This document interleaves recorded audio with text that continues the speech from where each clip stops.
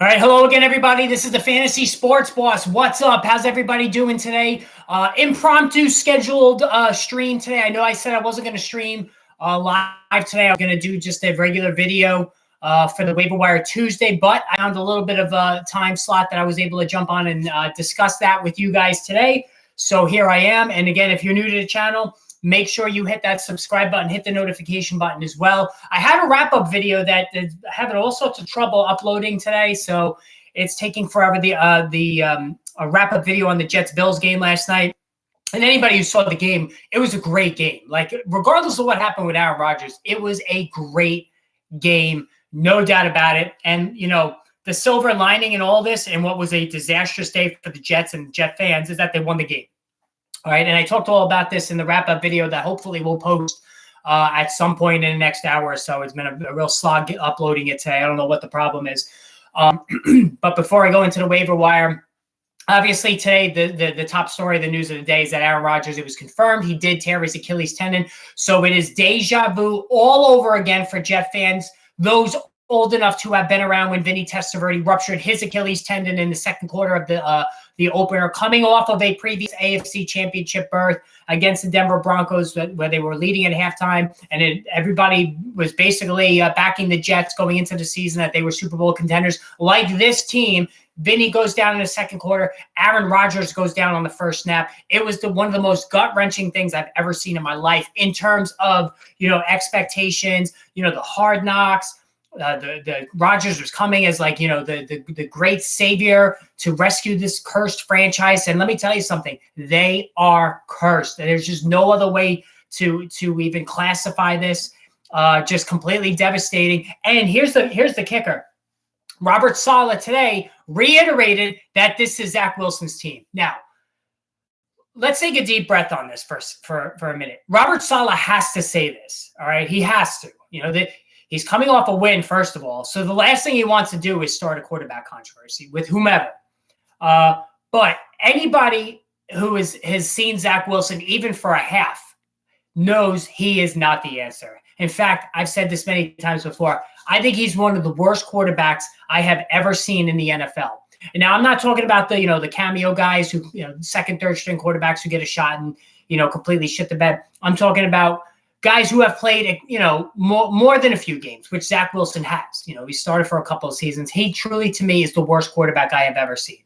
And this is a team that is a Super Bowl team on paper with Aaron Rodgers at quarterback. Now they don't have Aaron Rodgers. And we've already talked about the ramifications about Garrett Wilson, how, obviously his value takes a tremendous hit.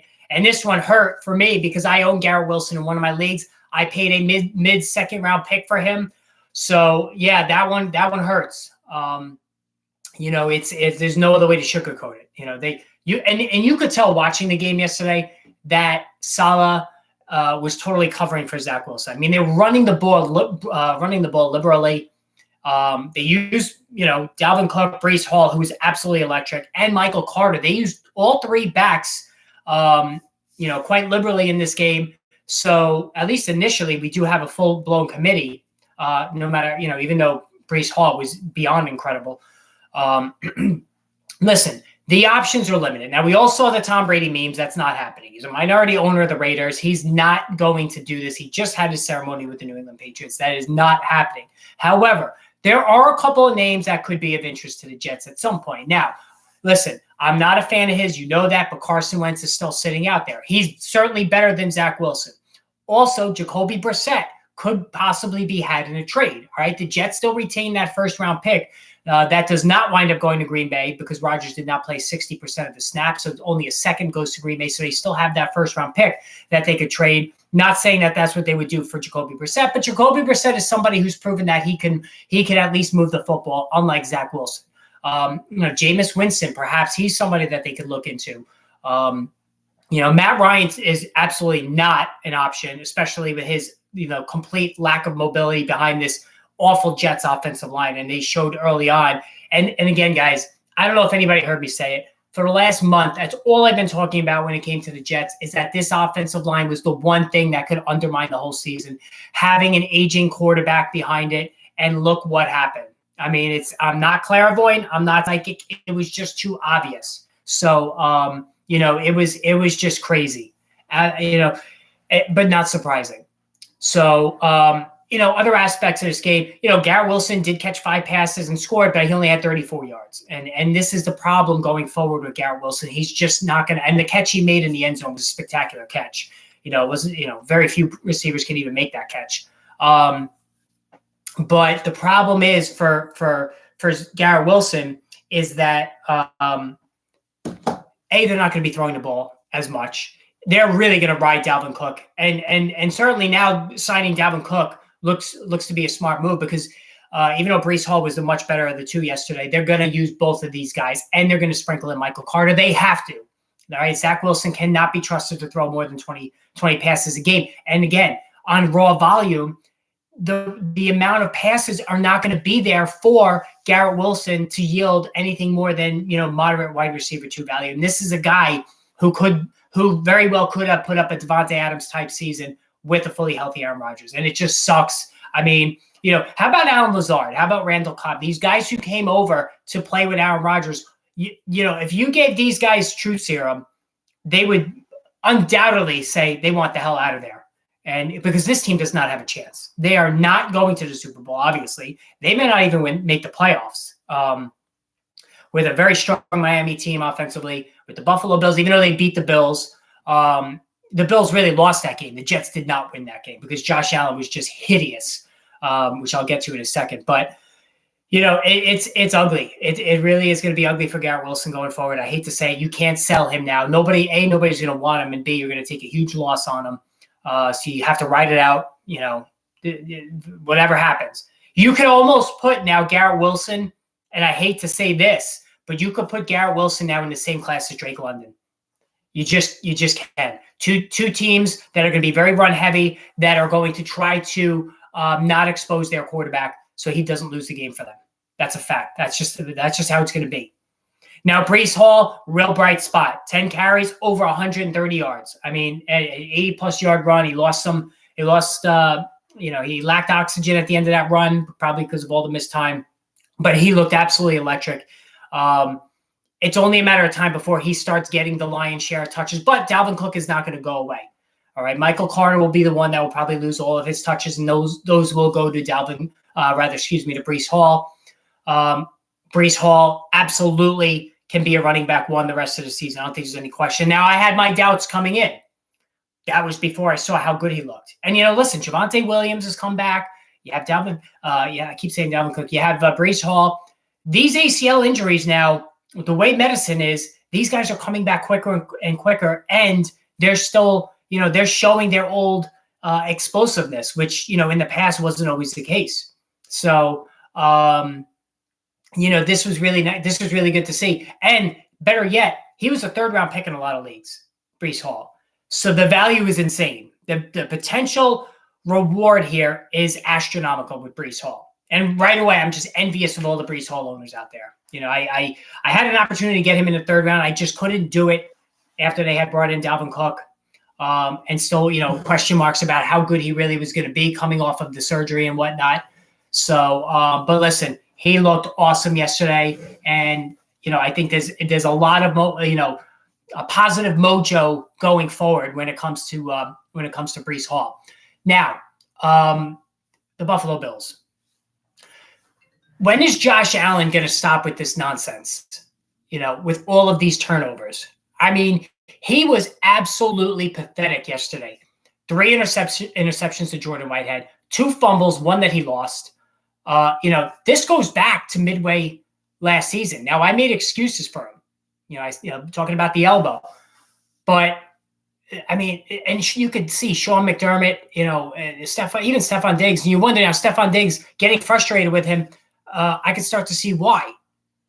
It was ridiculous. I mean, and trying to pick up an extra yard by jumping up in the air and taking on 2 defenders. I mean, what are you doing, man? I mean, it was terrible. I told you yesterday, I went into that matchup down 4 points. My opponent had Rodgers and I had Josh Allen. It was looking like I might not even be able to win because of all the negative points, 8 negative points just on turnovers alone for Josh Allen. And it really should have been more.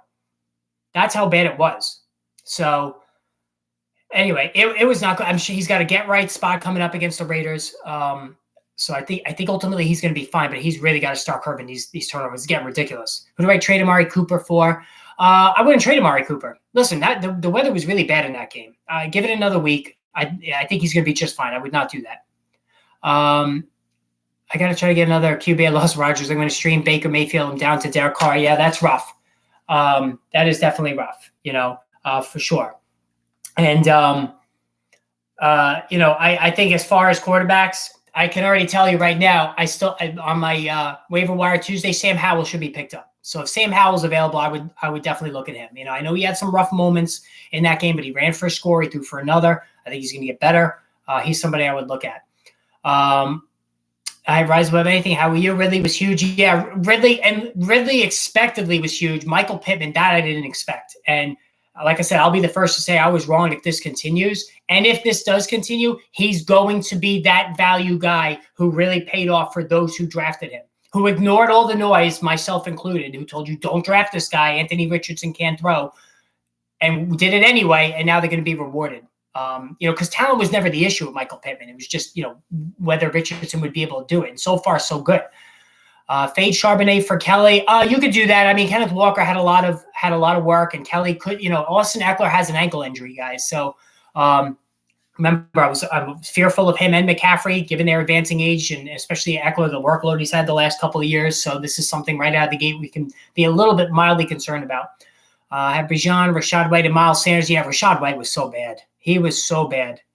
I'm going to give it another week, but Sean Tucker, put him on your watch list because this can't continue. 2 PPR, Jamal Williams, Breece Hall. You're starting Breece Hall now. I would go Monty and Breece Hall, Steve. I don't want anything to do with Jamal Williams right now, and Rashad White was so bad. Sam Howell, I would definitely pick up. Yeah, I mean, listen, 85th pick for Michael Pittman. That was unbelievable. No doubt about it. So Stephon Diggs was huge game. Gabe Davis, I mean, can we stop waiting on Gabe Davis? Enough with this guy. I mean, he should be on the waiver wire, honestly. It's just not happening. Dalton Kincaid kind of split work with he was actually on the field just as much as Dawson Knox. They each had, I think, like 4 receptions, which is going to make it hard for either guy to stand out. The Jets, listen, it's only Garrett Wilson and Breece Hall. That's it. That's the only guy. Dalvin Cook, I think he's barely a flex going forward. All right. So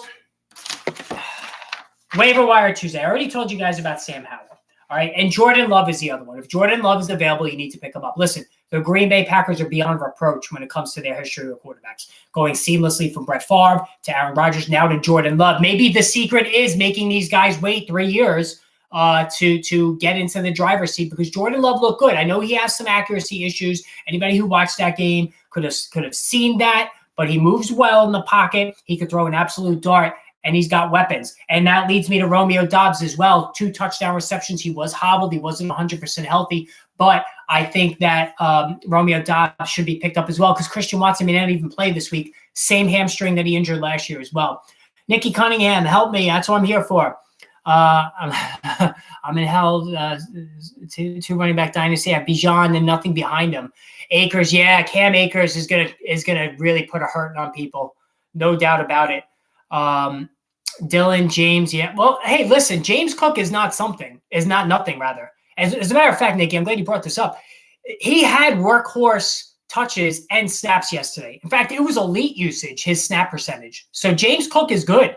As your running back too, with Bijan, Nikki, I think you're in really good shape actually. And I'm, I know I had my doubts about him being a bell cow, but that's exactly how he was used. Now I know Damian Harris got 1 goal line carry. Cook didn't get any. That's a little bit of a threat to him. But remember, last season, New England Patriots, Ramondre Stevenson, Damian Harris got the goal line work, but Ramondre Stevenson still put forth a huge PPR season while Harris was getting the goal line work. So it is possible for Cook to have a really good season. And Josh Kelly, listen, they're using 2 running backs with the Chargers, and he might even start this week if Eckler's hurt. I don't think it's as dire as you think it is. I think Nikki, you're okay. No need to panic there. Take a deep breath.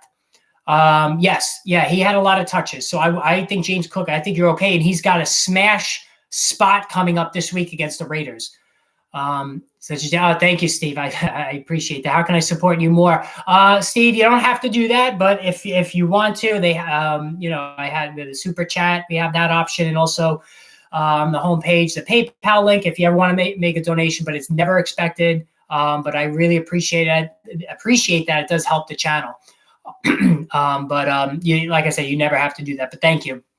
Who on earth can I trade? Drake London. You can't trade Drake London for anybody. Nobody's buying him, George. You have to wait for him to have a big game, and then you cut him loose. Nobody's buying him. Believe me, I tried. And his ass is sitting on the bench right now for me. Pacheco, be patient with him. I mean, he was used in the passing game. So, and he's really revealed himself last year as a rookie, as a runner. So I don't think you have to panic about Pacheco yet. Nikki, calm down. Have a glass of wine or something. Won my week with Tua, Pollard, Diggs, and Aaron Jones. Yeah, Aaron Jones, I have him too. Luckily, I went 2-0. So I won both of my leagues. Listen, I got really fortunate with Aaron Rodgers going out. There's no doubt about it. I would not have won that, considering all the Josh Allen turnovers. But Aaron Jones was big. And listen, I don't want to see A.J. Dillon ever again. This guy sucks. And it's always the second possession he's in there, and then they always bring him in there during the goal line. Like, enough. You saw what Aaron Jones does when he gets a plethora of touches. He's electric, and he's been that way forever. So I just don't understand why you would waste time with A.J. Dillon. Blue Moon, yeah, whatever you want to imbibe in, Nikki, I think you should do that tonight, and don't worry about Cook. So you don't have any issues there. All right, my whole team is solid. My flex spot is just weak. It was supposed to be Drake London, and now it's looking like Pacheco or Dobbs. Hey, listen, Dobbs, not bad. I mean, you could go with Dobbs for sure. I don't think there's any issue there. He was good. He caught 2 touchdown passes. He wasn't 100% healthy, George, but I think he's going to be okay. All right, so Josh Kelly, speaking of Josh Kelly, he's a priority pickup. So the 2 priority guys for me this week are Josh Kelly and Puka Nacua. All right, obviously Nacua, he's number 1 probably everywhere. Now, they play the 49ers this week. And like I said to you at the end of the games this past Sunday, it would totally be fantasy football if Nacua next week catches 2 passes for 10 yards, right? I mean, that's usually how this goes when guys come out of nowhere and everybody chases them on the waiver wire, right? I've had A.J. Dillon for 3 years.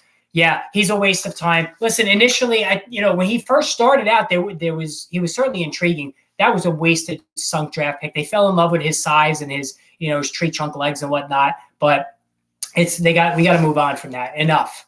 Just give Aaron Jones his due. And they were actually in play for Jonathan Taylor. That was the mystery team trying to trade for Jonathan Taylor. I almost wonder if A.J. Dillon would have been traded or outright released, because he's not getting it done. So yes, Josh Kelly. Austin Eckler has a hobbled hamstring, and Eckler's been saying for years he wanted a compliment to take some of the carries away, because listen, he's taken a big beating the last 2 years with all these receptions and carries and whatnot. And he's a smaller back. So Kelly looks like he's up to the task. He ran for over 90 yards. He might even start this week if Eckler can't go. There's like a little bit of a mystery as to what's going on there. He's got an ankle issue. I was worried about his body holding up this season off 2 insane workloads. That's what I'm concerned about. Yeah, LeGarrette Blount, he made a career of being that guy that they probably thought A.J. Dillon was going to be. You're right. So I would definitely make Joshua Kelly number 2 on my priority list. And if you don't get Puka Nacua, Tutu Atwell is also somebody that drew a lot of targets as well. Sell high on Tua. Yes, George, I've been trying to do that. He's the backup in one of my leagues. I've been trying to offer him everywhere. Nobody wants him. I mean, this is the time to do it, right? Find the Aaron Rodgers owner in your league, or find the Deshaun Watson or Geno Smith owner in your league, guys who struggled. Even though Watson had like 20-something points, his passing was terrible. Try to, approach those guys and see if you can unload them. The Kirk Cousins owner. So you could do that. Fields, yeah, listen, I don't know if you tuned into the stream yesterday. I was all over Fields. I just don't like him. He looked terrible. When the running is negated on Justin Fields, he turns to complete dog shit. He just doesn't have the passing acumen to save his fantasy day if the running is not working. And Tyler Algier is one of my main pickups as well. He was the goal line back. He got pretty much half the work with Bijan Robinson, which, nobody saw coming. But I did mention that to you guys, not to toot my own horn. I said once we saw that Jahmyr Gibbs wasn't getting that work that we expected, the same thing could very well happen to Bijan Robinson, and that is exactly what took place. I wouldn't go crazy spending on Algier, though, because, again, Robinson's still the guy. He might even get more work as we go along, but Algier's not going anywhere. Napuka Nakal, Josh Kelly, and Zay Jones this week. Yes, those three guys look good. I mean, Christian Kirk's being left behind, it looks like, but that could change any game. Kenneth Gainwell did not practice today. So we got to watch the Kenneth Gainwell situation. So DeAndre Swift and Rashad Penny might get a reprieve this week because it's a short week to play in the Vikings on Thursday. And that sucks because I have Gainwell. I picked him up, when I found out that Penny was, going to be a healthy scratch. He did okay. It wasn't anything earth-shattering, but he had elite snap percentage.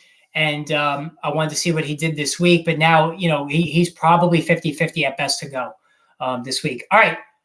Listen, Kyron Williams, not the fastest runner in the world, but he was on the field when it counted. He got the goal line work. He scored twice. He could catch the ball. That was one of his big skills coming out of Notre Dame, is that he could catch the football. Now, I touted him last year. You remember last year? And I took a hit on that because nothing materialized, right? They didn't use him. So I took a hit on that one. And Cam Akers had a big finish. But, 22 carries for 29 yards. That is just a beyond embarrassing performance by Cam Akers. Here we are again. A lot of people fell for it. I own Cam Akers in one of my leagues. I went running back value in both of my leagues. So the league I have Akers. I also have David Montgomery and James Conner, who I both started. I did not start Akers. I started Raheem Mostert at flex, and it worked out, right? All three of those guys put out, double-digit points. But, with Akers, it's looking like a blown, early mid-round pick for sure. He just looked terrible. Let's give it another game before we fully annoy Kyron Williams. But he's not the fastest guy in the world. He is not a Blazer. He was a mid-round pick for a reason. But he can catch the football. And if Sean McVay's give him the work, McVay likes to run the ball around the goal line. So that's something to keep our eye on. Last call on Nico Collins. He was the top guy. No Robert Woods underneath, got a decent amount of targets. They have a quarterback who can deliver on time and with good accuracy in C.J. Stroud, even though he's a rookie. It's a perfect marriage between Stroud and Collins as far as the deep game is concerned. I like the way Collins played in week 1. He's available in quite a bit of leagues. I think that he's going to lead this team in receiving and put up some smash plays. All right, and then Allen Robinson. Yes, Allen Robinson again. We found out today Deontay Johnson is going to miss multiple weeks with what's believed to be a grade 2 hamstring strain. So Allen Robinson, who played well in the opener, is now stepping up. And he's, I know we have George Pickens there as well. Pat Freiermuth is banged up. So there's an opportunity now for Allen Robinson to kind of find himself. Clearly, he wasn't a fit in Sean McVay's offense with a quarterback in Matthew Stafford who incessantly targeted Cooper Kupp. Maybe that's what it was. I know Robinson is not the fastest guy in the world. He has lost his step, but it wasn't that long ago when he was catching 90-plus passes for the Chicago Bears. So I think Allen Robinson should be picked up again, given the opportunity at hand this week. And the Cleveland Browns defense available in quite a bit of leagues. They looked great. And listen, if you shut down the Cincinnati Bengals, then you catch my attention. And we also saw Dallas Cowboys, 40-something points. A defense can, in fact, win you a league. They were the second highest scoring player in fantasy last week. Rashad White looked horrendous. Yes. Listen, I told you about Madison. And Rashad White, I was counting on a lot of passes out of the backfield. That did not happen. So I'm concerned about Rashad White. I think if you're a Rashad White owner, you need to get Sean Tucker onto your roster in a deeper league or just monitor him in a shallow league. I was not happy with Rashad White at all. He ran terribly last year. I know the offensive line was terrible. Leonard Fournette did as well. But Todd Bowles is not going to go along with this if this is how Rashad White is gonna perform. It was pathetic, and only 2 receptions too. DH, I wouldn't say it's a full-blown committee, but it is a committee. It's going to be about a 60-40 split between Robinson and Algier. I think eventually, right now, it's 50-50, and they have no reason to change it. Algier balled out. He did great. Why would they change it now? So Drake London owners, like myself in one league, Kyle Pitts owners, we could be in deep shit again for the second year in a row. And Madison, as far as Alexander Madison is concerned, he wasn't impressive last year. I faded him everywhere. He did not play well. I know he had the touchdown. Take that away. It was pretty much a zero performance for him. Should I sell high on Jacoby Myers? I don't think you're going to get anything for him. He's got a concussion, so I don't think you're going to get much of anything there. But it was a very encouraging game. Try to get Pacheco or Gainwell. I mean, I guess you could try that. For those two guys, maybe that would get it done, but Myers has to clear concussion protocol first, or else nobody's going to trade for him. Would you trade Justin Fields for George Kittle and Dalvin Cook? No, I wouldn't do that. I'm not a Kittle fan either. He was terrible in the opener. Guy's always hurt. I don't like Dalvin Cook either because Breece Hall is going to be the guy, and Derek Carr doesn't run. I want a running quarterback. You need to have a running quarterback, all right? There's just no other way to say it. When it comes to fantasy football, if you don't have a running quarterback, then you're just not doing it right. How much you like Kelly? How much fab do you think I should spend on him? I like him. I like Kelly. He's one of the top handcuffs. If something were to happen to Eckler, the numbers could be really impressive. He was and listen, Kellen Moore with the Dallas Cowboys had both Ezekiel Elliott and Tony Pollard putting out fantasy numbers each week. So, that could continue with both of these guys if Eckler's healthy. I would go with Kelly, Ed. I do like Kelly. I think you should go with him. Superflex, so I have Mahomes too as my QB1. Hey, Superflex leagues are not for me, but any league that you have Patrick Mahomes in, I think you're doing well. Mike would drop Brandon Cooks for two or Hunt for Kyron Williams. I would drop Cooks for Nakao, yes. And Hunt for Williams, you might as well. I mean, Hunt hasn't been signed by everybody. And the Ravens have said they're staying in-house. They're going to bring up Melvin Gordon from the practice squad with Gus Edwards and Justice Hill. So once again, Kareem Hunt, who said, I had 4 different teams that are making me offers, still doesn't have a home right now as we approach week 2. What if you have Burrow? If you have Burrow, then you're in a good spot. He was rusty. The weather was terrible. They have a history of not playing well against the Cleveland Browns. So I'm not worried about him in the least. I think he's going to be just fine. I don't think there's any reason to. As a matter of fact, I would buy low on him. I would buy low on T. Higgins. You're not getting Jamar Chase, but you could get T. Higgins, talk up the fact that he didn't catch a pass. Totally different situation in Drake London. Drake London is in a Neanderthal run first offense. T. Higgins is in a pass first offense with a quarterback who is, a next hemisphere over, the guy in Atlanta there, Desmond Ridder. Had Isaiah Likely in my lineup. Which tight end would you drop him like a hot potato for? Hayden Hurst. Remember, Hayden Hurst, last call on Hayden Hurst. I don't know how many times I got to say it. That's the guy. Is Rice worthy of pickup? He's on my waivers. Yeah, I think so. I think he's worth it. I think, listen, he played well in the opener. He's caught a touchdown pass. They're going to need somebody. Kadarius Toney and Sky Moore are just not the answer. I mean, let's face it. They were embarrassing, absolutely embarrassing on Thursday night against Detroit. It was pathetic. And it's hard to say with Kareem Hunt. I really don't know. I assumed he was waiting for an opportunity for a team to lose their starting running back and then go from there and try to slide right in. But it's so, at least with Baltimore, it doesn't look like it's happening. I don't see anything right now. Maybe Indianapolis. I know they lost the rookie there, and what's his name, Jackson. He was beyond pathetic with 2 fumbles. So that's the only logical team I could think of. I'm gonna probably drop Van Jefferson. I have Higbee as my tight end. Drop Van Jefferson. There's no reason to hold on to him. What defense you like this week? Cleveland. I like Cleveland's defense. I like the Saints defense. I've been talking about the Saints all summer. I had them last week. They scored me 14 fantasy points. I'm using them again this week. Which side would you rather have in half PPR? Najee or C. Watson or Debo and Gainwell? Well, all guys I don't like. I don't like any of those guys except for Gainwell, so I'm going to have to say Debo and Gainwell. Najee Harris stinks. I mean, he does. He absolutely stinks. He can't average 4 yards to carry his first years in the league. He doesn't have a lame-ass quarterback throwing him dump-off passes, 8 times a game. He's just doesn't have it. He doesn't have it. Now, he's a tough runner. He's durable. I'll give him that. But Jaylen Warren is the guy as far as, much more athletic, home run hitter, explosive, all of those things that Najee Harris is not. And Mike Tomlin's very stubborn, but I think even he's going to come around and realize this soon. Right. They both didn't do much, but who's going to give you a splash play? It's not going to be Najee Harris. It's going to be Jaylen Warren. And he's got momentum from last season, whereas Harris has none. So, Debo and Gainwell, I would say. And I think, listen, Gainwell was not bad.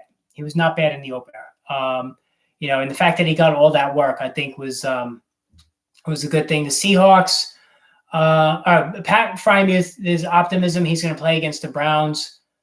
Man, it's getting ugly already for Pittsburgh. They have the 49ers defense, and now they got the Cleveland Browns defense fresh off of shutting down the entire Bengals, all-world offensive, collection of players there in Burrow and Higgins and all those guys. I mean, that was probably the most impressive game of the week for me defensively outside of Dallas. I mean, Cleveland was just all over it. And Higgins and Chase will be better. Yeah, Higgins will be fine. He had 8 targets. So, 8 targets is good. That's very good. I don't think there's any issue there. Jason Peters signed with the Seahawks. We talked about Deontay Johnson. I'm just going through some of this stuff. I still can't believe Aaron Rodgers. I still can't believe that. Myles Gaskin signs with the Vikings. Greg Dulcich sidelined multiple weeks. But listen, Adam Trotman was the guy that Sean Payton has some sort of an affinity for. So that was never that died, early in the summer. Any kind of sleeper thoughts when it came to Greg Dulcich. Devontae Adams gets more targets than Myers. Yeah, listen, it's not a good matchup with him and Jimmy Garoppolo. There's just no, Jimmy Garoppolo is a short to intermediate guy, and look who that benefited. Jacoby Myers, who does his best work in the short to intermediate range. So Devontae Adams, big play guy, worked well with Derek Carr, and that's why you see Chris Olave taken off already. Shit, I wish I had him, and I don't.